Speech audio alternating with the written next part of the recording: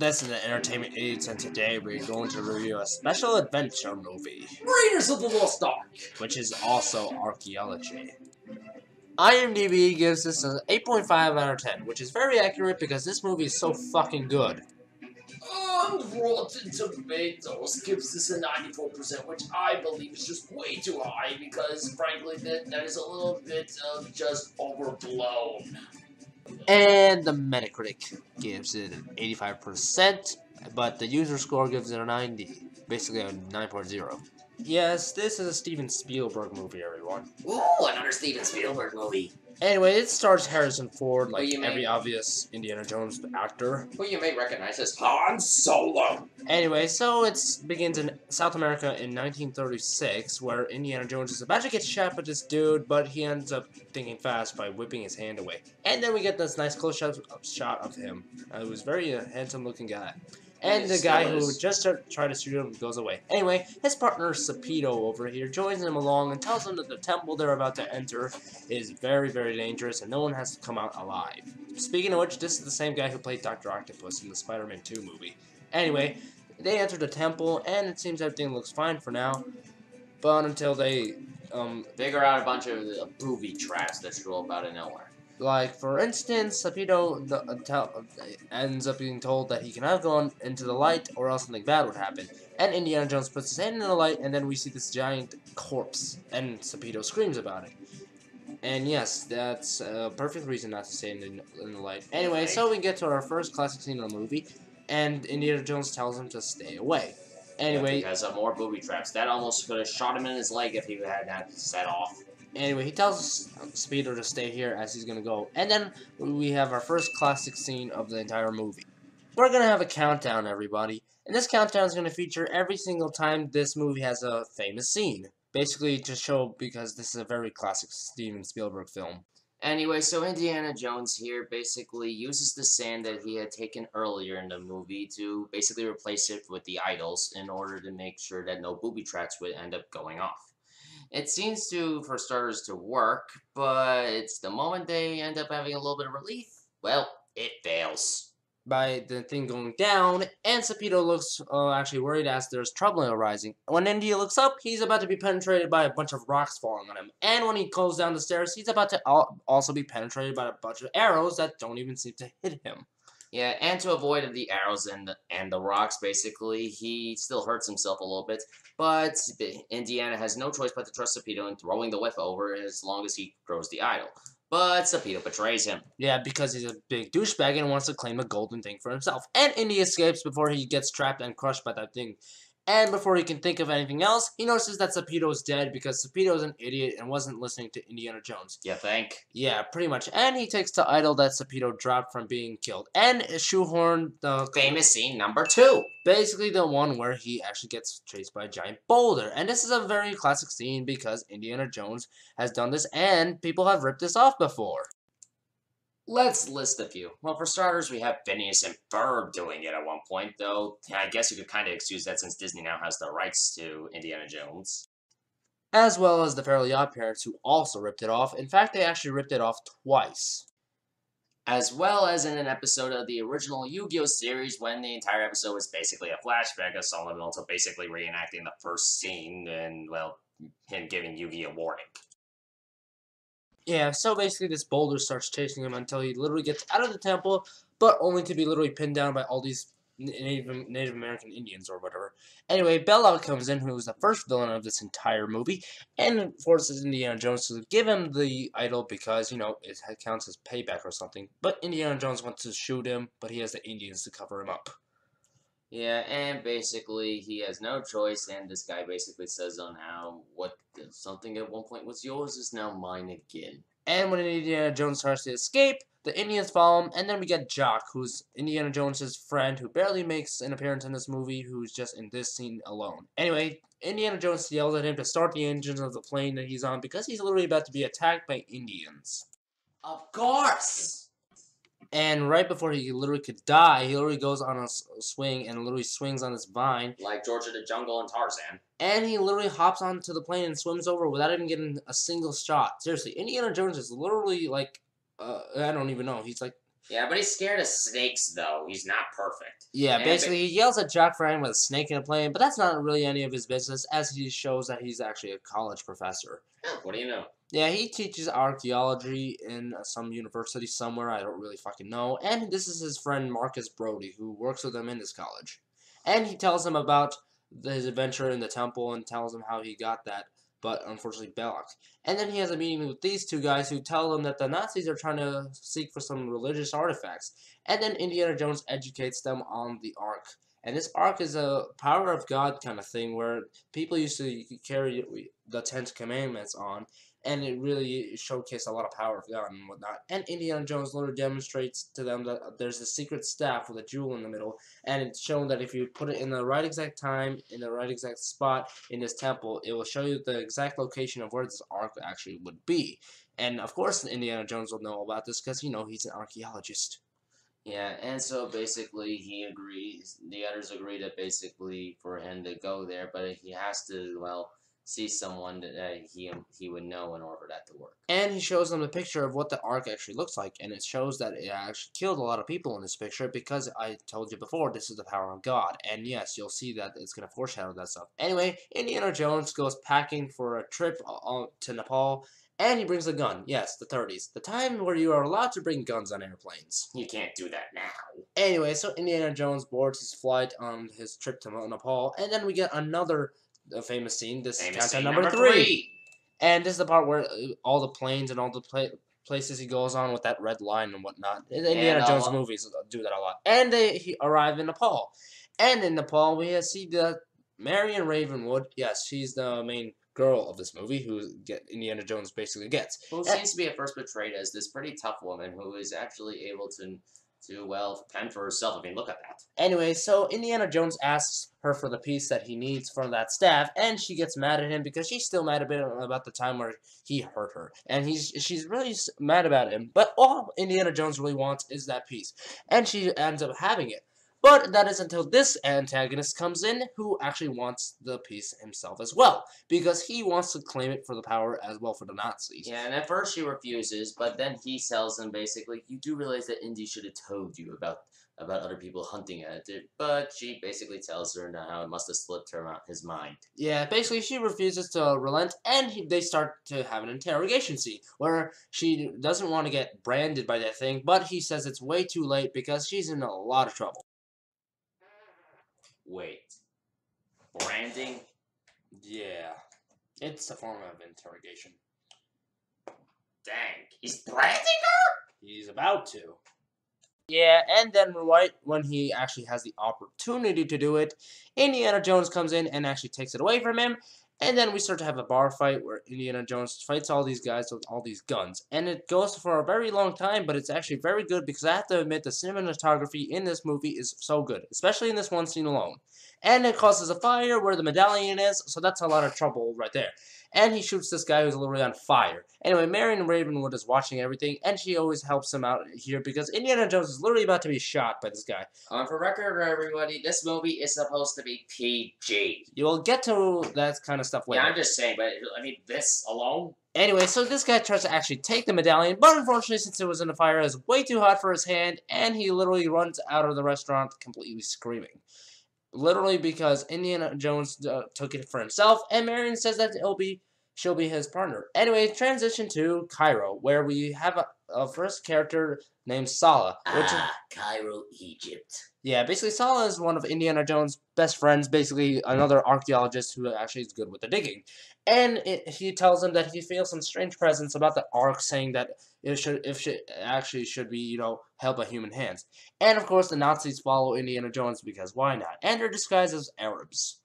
Yeah, and basically the Arabs are basically told to, well, follow them and basically to kidnap her. And we get another fight scene, which has a very good soundtrack if you actually watch the movie. Oh, and yeah, Indiana Jones literally kicks these guys' asses. Yeah, and basically, while he's kicking their asses, well, it really does get to show on how good the fight scene is, while at the same time on the different angles that you can use for this movie. And Marion ends up getting away on this cart, but then when she actually tries to hide because she was literally being chased by some Nazis. It seems to be a clever idea, but then this monkey that is just literally, guys, might as well just call it the dick monkey. Yes, ladies and gentlemen, that's the dick monkey. Yeah, basically he exposes where she is. And the Nazis follow her suit, and then we get countdown number 4.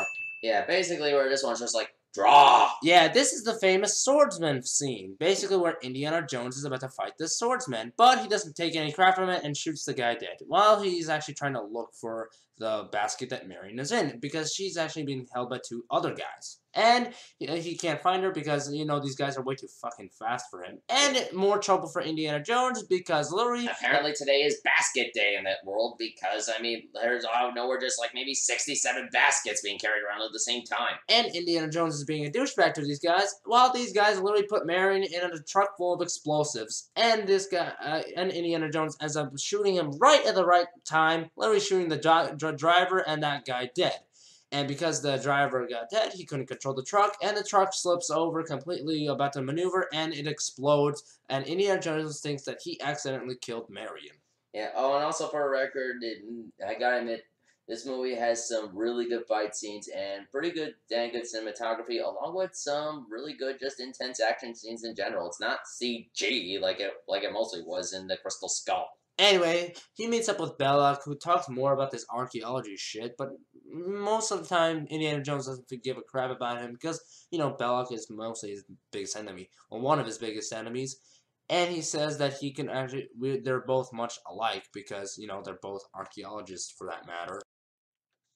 Indiana, you and me are a lot alike. It's just too bad that you somehow found a way to get away, so that way I can't be near you right now to tell you that. You want to talk to God? Let's finish this off once and for all! Indiana Jones gets saved by these children because they care so much about him. I mean, who does not like Indiana Jones for that matter? Anyway, Belloc notices that he's defeated, and everybody please pay attention very closely to the next scene that's about to happen. This scene right here. This is a bowl of berries. And over here it's about to actually get poisoned because this thug from previous scenes that we all seen, that was working with that dick monkey earlier, he comes right in with some kind of red bottle in his hand. And that bottle is probably some kind of poison, and he literally starts pouring it over there. Anyway, meanwhile, this guy right here tries to show Indy and Sala how this entire medallion thing works, and literally teaches them about it while the dick monkey eats the poison berries. Anyway, Indiana Jones is asking some more questions about it because he's knowledgeable about it too. And he explains to them all the words on the sides and how to actually activate this thing. And when Indiana Jones is about to eat the berries, basically... Sala actually stops him from doing it. Literally, in this nice slow-motion shot, Sala actually catches it in his hand because he saw that the dick monkey ate it and died from it. Anyway, in this scene, we see that the Nazis are really forcing these innocent civilians to actually dig. And like Indiana Jones and Sala are the only people who know because the Nazis are fucking idiots. Nazis, it had to be Nazis. Anyway, Indy actually climbs down into this, and we see this Egyptian temple right here that looks like it has a lot of hieroglyphics. And Indiana Jones knew it because he was the only one who studied this kind of archaeology anyway. And the Nazis don't know shit about archaeology. Anyway, Sala gets caught, and he's told by these 2 Nazis to get the fuck away from there. But he has to watch the rope because Indy has to find a way to climb back out. And Indiana Jones inspects each hole and has to find out exactly which one. And famous scene countdown number 5. The scene where Indiana Jones finds the actual place where the Ark is hidden. Yeah, do you really want an example? Scooby-Doo and Avatar The Last Airbender did stuff similar to this. And the laser from the sun actually shoots in, and Indiana Jones finally knows where to go. And Sala tries to find out where he is, and finds him, and Indiana Jones is still in there, and finds out that Marion is still kidnapped. And he's about to actually set her free, but Marion thinks that it's someone else. But that is until he reveals his mask.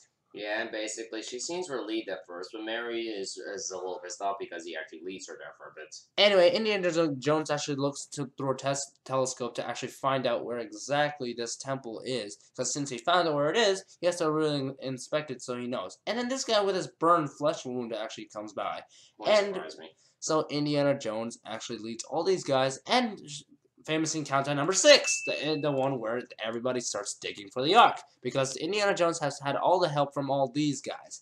And yes, this is a very nice shot because this is literally a famous scene from this entire movie. Maybe not the most famous, but this scene is actually really good because this movie's full of some famous scenes. Maybe, but this next scene is easily one of the worst because this is clearly a green screen. It's not the worst. Shut up. Anyway, so these guys start digging and find the actual panel where it is, and Sala and the other guys using crowbars to actually pry the thing open while Indiana Jones orders them to actually put it up. And they have some luck in doing it, and they pull it right off. And once they look inside, Indiana Jones and Saul notice something extremely strange. And unfortunately, Indiana Jones asks Sala for the torch. And once he looks inside, the floor that Sala said was moving is literally a floor made out of a bunch of snakes. And of course, it's literally what Indiana Jones' fear is. Yes, snakes. Why did it have to be snakes? Sala tells Indiana Jones to go first because Sala is more afraid of snakes than Indy is. And Indy agrees because, talk about facing your fear. Yeah, basically that's the real moral of the movie. Face your fears. Anyway, then we have some scenes where Belloc and Marion actually try to bond a little bit, but Marion's literally just trying to play it all nice just to escape from Belloc's, trap. And she hides the knife because she actually wants to kill him. Wow, that's a very good move. Indiana Jones gets lowered down into the temple, as well as Sala up there about to follow him next. And Indiana Jones literally has a face-to-face staring contest with this snake, and he's literally like staring at it and not moving because he literally could not move. And boom, he actually starts pouring oil on these snakes so that he can literally, burn them all to death. And that's exactly what he does. And after that, we have some more scenes with that. And Indiana Jones and Sala actually find the actual cover off, and they literally lift it off and toss it on the stairs, breaking it in order to actually get inside. And they're still drunk, and now Marion wants to fucking stop with this, and she actually pulls out a knife. Since they're drunk, they literally can't think straight. And Marion tries to actually go away. But when she actually tries to escape, she's once again gets caught by the one of the main antagonists of this movie. And he literally does not let her go. And then we got another famous scene, number 7. Famous countdown number 7, because this is the scene where Indiana Jones and literally Sala actually take the Ark outside. And they strap it inside a box, and Indiana Jones closes it down with a few pieces of wood. And they start lowering it up. Yeah, taking it up, I mean. And basically, it seems to so far work until, well... Belloc out here notices that everybody's asleep because, yes, it's very early in the morning. Who cares? But what he is really mostly concerned about are the people over there by that temple are digging down there. And since Belloc is very suspicious about it, he orders all the Nazis to go down there and find out what the hell's going on. And Sala and Indiana Jones are still down there and have to find out a way to get back. And then we see... He's surrounded by a bunch of Nazis. And all of these guys are made to actually be there because they're held at gunpoint. And Indiana Jones is the last one over there because Sala was able to get out before Indy. And they decide to tell him that whatever was his is finally his now because now Belloc has claimed the Ark for himself. And they throw Marion down there because they're assholes. Anyway, those guys are forced by the Nazis to close it down so that they trap Indiana Jones and Marion, hopefully for them to die. At least that's what they want. But obviously that does not happen. Anyway, Indiana Jones and Marion are trapped inside, and Belloc's a bit heartbroken because he actually liked Marion. Yeah, and so basically they're both a little scared of the snakes, but they still use the fire to stand them back, only for basically Marion to confuse Indy's whip for that. But it basically he uses a dragon's head. It looks like to literally penetrate the wall. Well, it's not a dragon's head; it's a sphinx. Sorry. And that's exactly what it does, as it penetrates most of the wall back there. And it's a way just to escape. I never knew that was very hard to do. Anyway, Marion gets a very big freak-out show with all of these dead corpses who are apparently screaming, which are, I guess, ghosts, I would assume, that are inside those dead corpses. And then we got a snake coming out of those... What the fuck? Wait, what the heck is that? It's just like... Whatever. Anyway, Indiana Jones finds a way because he's found some light at the end of the wall. Light at the end of the tunnel. Yeah, and then Indiana Jones ends up taking the thing out, and now we see that our heroes are free. That's when they notice the flying wing. Yes, that's the Nazi airplane that they're going to use. So our heroes are forced to now fight the Nazis. Yeah, right when Indiana Jones says that he's going to actually have to fly it once they load the Ark on the plane. And Indiana Jones sneaks around to actually try to kill the pilot so he can steal it. Unfortunately, this mechanic asshole starts backsassing him, and so Indy kicks him in the face, and then we get a small fight. Basically, he tries to hit him with a wrench, but this eavesdropper right here tries to see what's going on. Yeah, and all I just have to wonder who the heck this guy really is. He's just some German mechanic who wants to join in on the fight. Yeah, but he just wasn't in the movie, and he just acts like he's been a contender this entire time. Anyway, after he knocks out the mechanic, he actually starts tempting Indiana Jones to fight him. Yeah, and so basically it's just like, come on, put him up, put him up, put him up. Yeah, Indiana Jones is literally about to fight, but he notices that this guy is a little too strong for Indiana Jones. And he starts literally trying to, hit him a bunch of times, and the pilot actually tries to shoot Indiana Jones.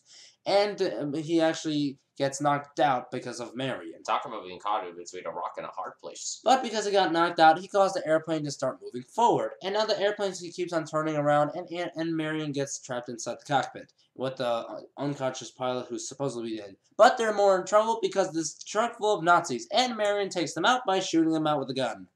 Yeah, and so far seems to work, and while Mary takes control of the plane, basically she drags it slowly towards the flight, but accidentally, leaks some oil, which is going to start causing a fire. So. Because of the explosion that was happened from that truck. Anyway, Indiana Jones has 1, 2, 3, and the 4th final hit onto this guy, but he's still standing, and so he punches him to the ground. Being the stupid asshole he is, he doesn't even notice that the propeller is behind him, and when he looks back, it's too late as it splatters all over the plane.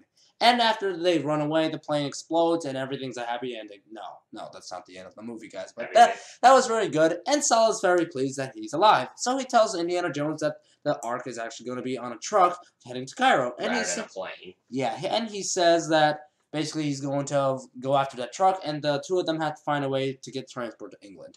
And Indiana Jones actually does this by actually stealing someone's horse, as well as those guys over there being upset about their horse being stolen. But that's not the main issue. Indiana Jones actually goes after the truck. Yeah, and so basically, while he's heading after the truck, basically, he's riding along, and basically then out of nowhere decides to punch some of the people inside. Yeah, and shoehorn famous scene number 7. Yeah, and so basically, it's just like he slowly kicks his ass in. And literally tries to hijack the truck, in which he does. And he follows Belloc with the others along with him, and actually take the Ark from them. Anyway, so these Nazis guys ever actually try to go through the driver's seat to try to kill Indiana Jones. In a clever attempt to sneaking up behind him. Unfortunately for them, it fails because the fact remains that Indiana simply used his mirror, so he saw them coming and made sure that they would fall off thanks to those trees. But one guy was able to survive that. And shoot him into the arm, and Indy tries to actually take him off because he's literally the only one left, which actually Indiana Jones thinks at first. Anyway, Indiana Jones starts kicking, and there's one more guy left. And he starts going on the top of the truck while Belloc on the other side starts watching. And basically the truck going in with the guy literally on top. I can only imagine what those other guys thought. It's just like, what the heck is going on? Yeah, anyway, so he starts climbing over to the driver's seat and then literally kicks Indiana Jones. And then we get a little fight scene where he literally starts punching Indiana Jones in his bullet wound, which really hurts a lot. And he smashes him outside to the point where he's literally about to be run over. And once he really actually is about to be run over, he starts going under the truck. Yeah, in an attempt by clever maneuver, he goes under the truck in order to try to stop the truck entirely, simply by maneuvering it, because that's the only guy left. So basically, he's going to do like a similar move that other guy did. But first things first, he sneaks back in and then kicks him in the same way he did. And he starts punching him the same way by hitting his head on the thing many times. And then he punches him once last time, and then he does what he did to him and throws him on the side of the hood. But unfortunately, he's not as very lucky as Indiana Jones actually was. And before anything, he actually ends up falling off and literally getting run over by the truck. And then Indiana Jones speeds up and literally crashes those guys all the way away so that he can escape. And now Indiana Jones has won with the Ark right with him, and none of the Nazis have actually done it. Way to go, Indiana Jones. Nice move, Indy. Anyway, these guys end up actually losing, and then they end up getting tricked on the next scene, because literally Indiana Jones has actually tricked them, and so they actually decide to leave. Anyway, the next scene is Indiana Jones having a heartwarming moment where he has to leave his best friend. Yeah, it's very nice and heartwarming, and it's generally nice to see that, because if there's one thing that was good is that scene earlier was able to show that basically the three of them were able to build up this great chemistry. Anyway, on the boat ride that Indiana Jones and Marion on, Indy tries to actually recover from his wounds and everything, because that truck chase was a big fucking bad thing, and we could see that there's bandages around his arm, which he actually got cut with. Well, not cut, but with that bullet wound inside. And then we get a little makeup scene after that, and it's just weird. Yeah, just in general, because it's basically the closest thing a PG movie could get away with sex. Anyway, then we get a nice zoom in of this crate, which actually starts to dissolve in a bit because for some fucking reason. And now we get the Nazis who are literally starting to actually take over the ship. And insert famous scene number 8, where they interrogate the ship. because a lot of pirate movies do stuff like that. Basically, they're actually angry that Indiana Jones is gone, especially Belloc himself, and Captain Ganaga actually tells him that he actually killed Indiana Jones. But after noticing that Indiana Jones is actually missing, he actually orders one of his men to actually find out where he is. And one of his men actually points out that Indiana Jones is right there, basically climbing this German U-boat. Well, you can't just leave him alone like that, aka the pilot, because, well, you know, stuff like this can happen. Anyway, they seem to have going into this island because this is the main part of the end of the movie. And then we get a big giant German Nazi base where Indiana Jones literally wants to attempt to steal some guy's uniform so he can disguise himself as the Nazis. He pulls this guy over and literally starts punching the fuck out of him and steals his uniform. It seems to be a clever plan and basically pretending to be one of them. Anyway, so Indiana Jones pretends to be one of the Nazis to follow along. And basically Belloc tells him that if he's not very comfortable opening it up somewhere else, he should probably do it in front of the Führer, aka Hitler. And then we get Indiana Jones following these Nazis because basically he does not want to get caught by them themselves and tries to actually disguise himself like that. And then we get the famous scene number 9, the scene where Indiana Jones wants to actually blow up the Ark. Yeah, basically Indiana Jones threatens Belloc and basically to let Marilyn go, or, well, you know. And he gets angry about it. He tells him that if they don't let Marion go, he basically is going to blow up the Ark, and they still capture her anyway. And then Belloc tries to tell him something. Yeah, basically he manipulates him and telling him how if it's not opened, then neither of them is really just making history. It's just going to be sitting in a random museum of some kind. So basically opening it alone is its own realistic history because they're literally making history. Unfortunately, this manipulation seems to work because now Indiana Jones feels a little guilty if he doesn't open it. So basically the two of them end up getting captured. Yeah, basically, because of that, Belloc tells him to do it, and Indiana Jones still refuses, and Indiana Jones and Marion ends up captured over here on this island, like we just saw before. And then we got this strange ritual scene where Belloc is actually dressed in some kind of weird ritual outfit, and this is the one where they're actually starting to going to be opening up the Ark, as Indiana Jones and Marion are tied to that lamp. And then we see all these Nazis ready to actually find out what this Ark really is on the inside, and Belloc starts speaking in some kind of weird ritual language. And the opening of the Ark begins only to find some sand. Really? Sand? They travel all that way and the valuable merchandise is actually sand? And Belloc is pretty pissed off about this as the other Nazis point. It's sand! Yeah, they pretty much laugh at it, and basically then we see the power of the Ark basically starting to commence. Because basically, yes, it's all this kind of smoke and CGI stuff, but it's okay because it looks pretty damn cool. And yes, the power of God. And Indiana tells basically Marion to, well, keep her eyes closed so that way the two of them will be completely immune to what's about to happen. Basically what happens is all these ghosts start going around here, but these nice friendly ghosts turn into demons, and then this giant crazy fucking scene comes. This is its famous scene number 10. The scene where literally all these Nazis start getting killed. And then we get that crazy face melt scene. Yes, there's face melt on a PG movie. Really? This is really PG, keep this in mind, and yet they got away with this. Anyway, this Ark starts putting fire right in the sky as lifting the entire lid literally up into the air. And making some cool spiral out of it, which is really cool, even though it's not that real. And it starts going downward. And while it goes on, the Ark gets closed as if nothing happened. And Indiana Jones and Marion are actually very lucky they survived because they were the only people smart enough not to look. You think? Anyway, so the day is saved, and now they have to figure out how are they going to escape. Yeah, and Marion is very grateful that she and him are actually alive, and so is Indiana Jones himself, because all the Nazis are dead, and nobody fucking likes Nazis, especially God himself. The power of God is some serious shit. You mess with him, and he'll melt your fucking face. Whoa. And then the Ark, we see that the Ark is still there. Yeah, and basically they're just glad that things can now return to normal. And then we get this little press conference scene that Indiana Jones is talking about. And they're talking about what's going to basically happen to the Ark. Where Indiana asks basically where's the Ark going, and they're saying it's going to some top men. And then he asks again and again, top men. Yeah, because basically those are the type of people who are going to stow that Ark away, because Indiana Jones is very curious about what's going to happen to it. And they're being kept by top men, because, yeah, that's literally what he literally says. And because of that, he meets up with Marion again.